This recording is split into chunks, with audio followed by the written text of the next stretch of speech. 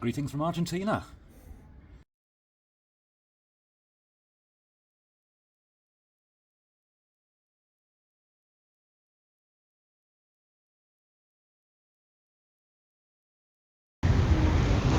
It was good to have it. Are we rolling?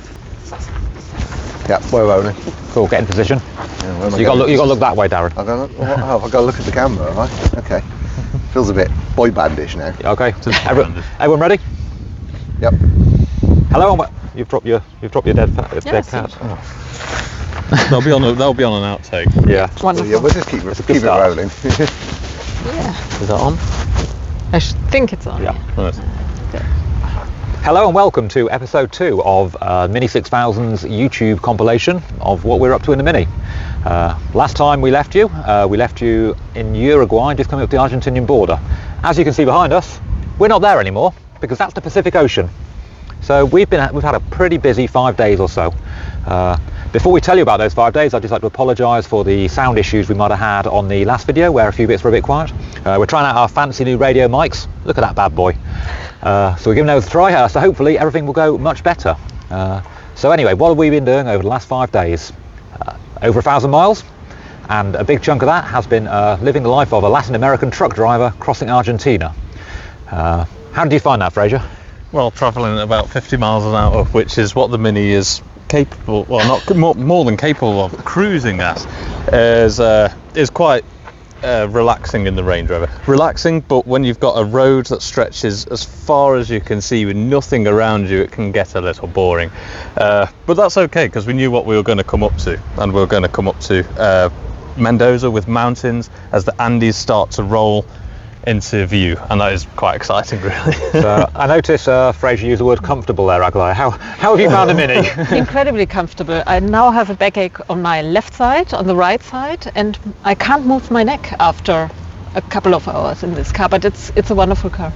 Yeah, I finish every day's driving unable to move my neck, and my right ankle tends to seize up, which is not ideal when you have to, stand up. My biggest discomfort was adjusting the armrest. I just have a little twizzly bit. I've adjusted it nice now, so everything's it's all set for today, actually. I feel your pain. I feel your Did you pain. talk already about how loud this car is? Sorry, I can't hear you. My hearing hasn't come back yet. How are you finding it, Darren? It's a bit of a problem with the window. Occasionally it doesn't go all the way up and it lets that whistling noise. You've just got to try it. On the second it does attempt, make it quite it's annoying, alright, doesn't it? Yeah. Yeah. And the armrest, yeah. So we've had 2 very different experiences, I think, crossing Argentina. And coming into Mendoza, I think our experiences kind of merged. We had a similar experience coming into Mendoza. So we're going to cut away to some video now of what happened when we rolled into Mendoza. Hello, Fraser. Welcome to Mendoza. Hello. Isn't it lovely? Just don't look at that bit there. Fraser, I hope there's nothing wrong with the bonnet up. You don't need to see anything. you're not, Fraser. You're not marking your territory, are you? That's not really on. It's mine now. This is my payment.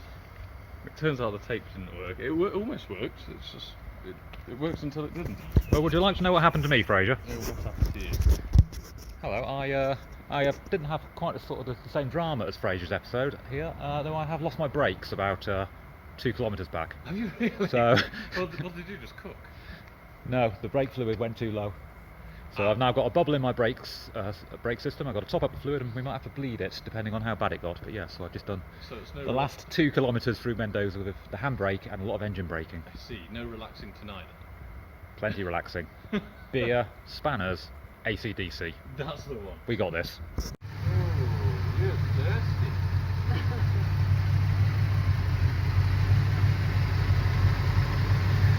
I know I'm just adding water, but I've got some coolant with me. I just want to make sure this is bulletproof before I waste all the coolant. Fraser, I think it's a bit too late for that. That's where the rest of the coolant's gone.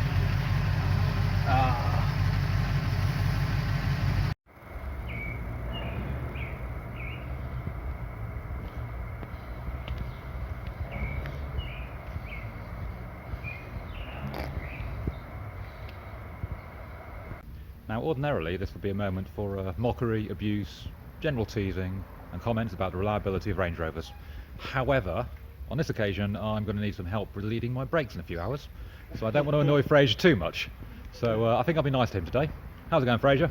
Not too bad, thanks. Not too bad. I'm calling this attempt 3. I'm wrapping it back up again, creating the thread so the cap can grip it better. I've also inside the cap there, I've cleaned out that little relief hole, so that's the only excuse it would have had of not relieving through the pressure cap. Was actually going through the thread. So we'll see how that goes. So we're dangerously close to having this fixed with no beer and no AC/DC. It's scary, isn't it? Blimey. Well, what happened to us? We've got your brakes to do after. That's true, we do have brakes, yeah. And you'll probably be seeing that in a minute. Yeah, Close. Pump. Close. Pump, Fraser. Pump. It must be going hard now. Come on, Fraser. Pump. Pump. Close. Right, give it a try now and see if it's got any different weight. Still floppy?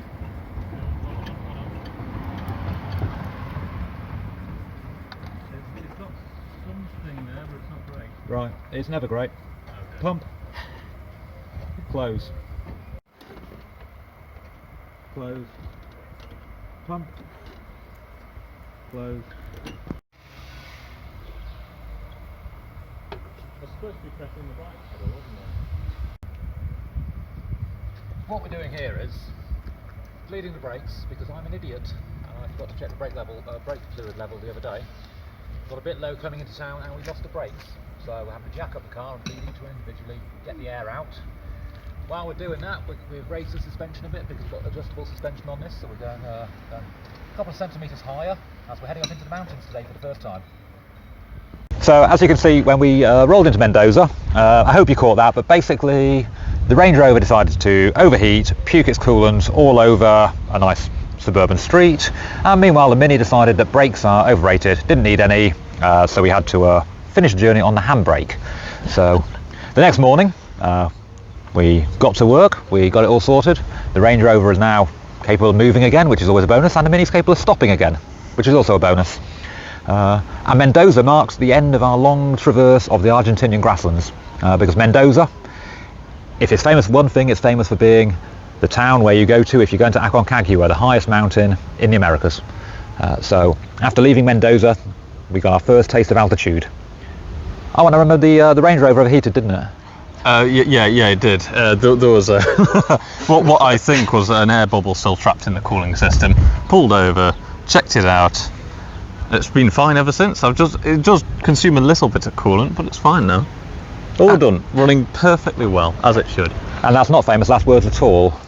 I don't think it's going to go wrong for the whole trip. It's fine now. It's absolutely bulletproof. So I do remember every time we stopped, you in particular, Darren, were getting very excited as we headed up to the Paso de los Libertadores, which I pronounced horrifically there, I'm sure.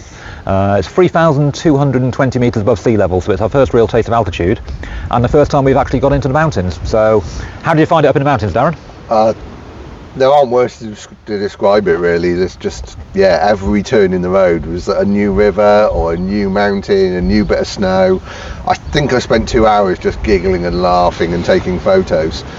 Fraser also spent 2 hours taking photos and giggling and laughing, which was quite terrifying when you're in the passenger seat and he's driving. It's not bad. It bogged down a little bit on power, but it's expected at altitude. And the same with the Mini actually, yeah, so we lost a bit of power, we had to work the supercharger a bit harder. Yeah. But it coped, it did it. Enough sendage and it goes straight up. Absolutely, yeah.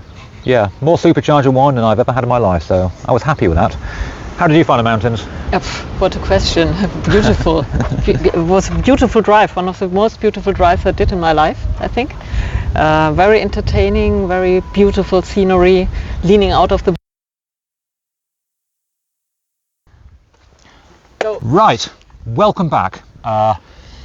Little bit embarrassing. These fancy super duper microphones that we have, as you may have noticed, they've improved the sound quality immensely. What we didn't realise is the battery life is very short, so we had recorded a fantastic outro on the beach. It was incredible, Oscar worthy. Especially Fraser's performance, it was amazing. Unfortunately the microphones cut out because the batteries went flat. So here we are, 2 days later, re-recording it.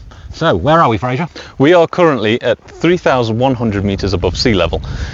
As you can see, it's spectacular. It's extremely dry and it's a beautiful place to do some wild camping. So, we left the beach 2 days ago. And actually, I'm just going to remind you of a quick thing that happened when we left the beach. We're just going to flash back now to what Fraser said in that video. I don't think it's going to go wrong for the whole trip. It's fine now. It's absolutely bulletproof. You probably know what's going to happen, but yeah, anyway, here, let's roll it. Here's what happened 3 hours later. Welcome to the Atacama Desert, where the Range Rover decides to dump all of its fluids in the most driest place on Earth. According to Clarkson, it's never ever rained, apart from piss bottles. Plenty of piss bottles. Which, if we're still here in a few hours, might be our only option for drinking. Yeah, we can't drink that. It's probably quite, potent. I decided to eat cake.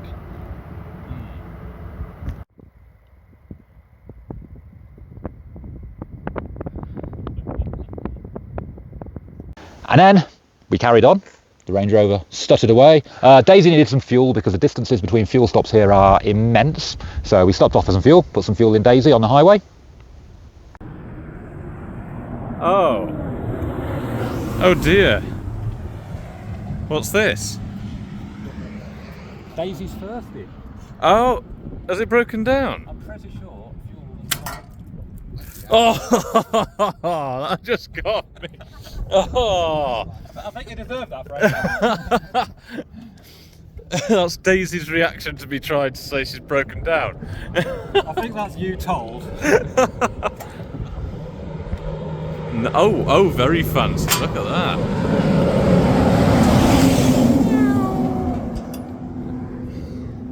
There we go. So we're having tonic today, not gin. We're saving the gin for next time the Range Rover explodes its coolant everywhere. I don't know what you're on about. Actually, I'm going to check that soon. And then carried on to a town called Copiapo.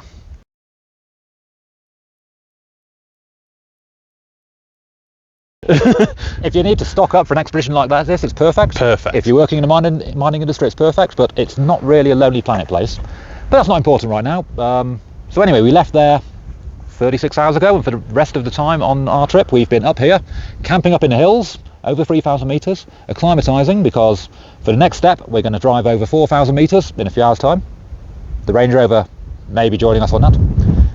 And then we're going to be camping by a lovely little lake at 3,700 metres. So next time you see us, hopefully, we'll be on the road over a 4,000 metre pass.